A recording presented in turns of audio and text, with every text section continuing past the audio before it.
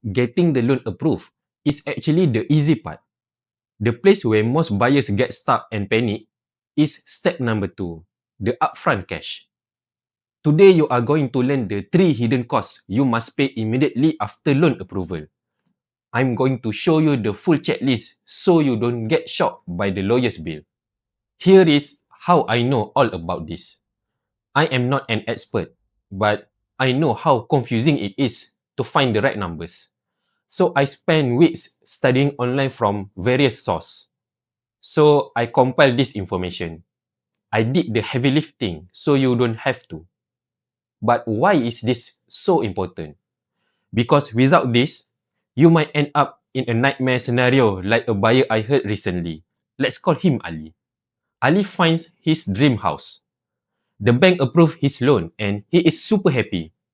He walks into the lawyer's office to sign the SPA, confident that his 10% down payment is enough. But then, shock reality hits. The lawyer hands him a bill of 20,000 covering the legal fees and stamp duty. Ali freezes. He has zero cash left. He has to scramble, borrowing from parents, maxing out credit cards, just to save the deal. He gets the house, but he starts his ownership completely broke and stressed. We don't want you to be Ali. To avoid that specific panic, you need to prepare the first pile of cash, which we call transaction cash. This is the money to legalize the deal. You must pay this upon signing the SPA, right after the loan approval. So the timeline is like basically after loan approved, you sign the SPA and get the keys.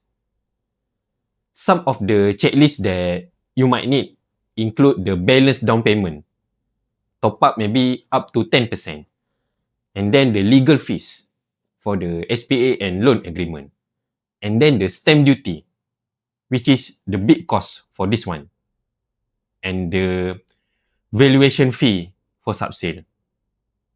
Here is a fact. If you are first home buyer, maybe you can check the iMiliki, which give the stamp duty exemption. If you qualify, you save thousands. If not, you need to stand by this cash. Now, once you pay this, congratulations. Legally, the house is yours. But here is the problem. You cannot sleep in an empty concrete box. That leads us to the second cost. This is move-in cash. Remember, the bank pays for the house structure, not the lifestyle inside. Once you get the key, the house is empty.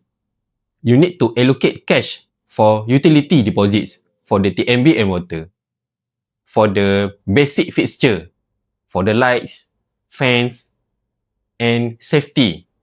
You need to get the grills. Don't use all savings on the deposit. Keep some for this, or you end up sleeping on the floor in the dark. Okay, now the house is ready. Lights are on, you are happy. But are you financially safe? This brings us to the final, most critical part. Third is the safety buffer. Buying a house changes your monthly commitment drastically. If you have zero savings left after buying, one car breakdown or one emergency means you are forced into bad debt. So for your own peace of mind, ensure you have 3 to 6 months of installment value stored somewhere. Do not touch this money unless it's an emergency. So now you know the exact cash you need to prepare.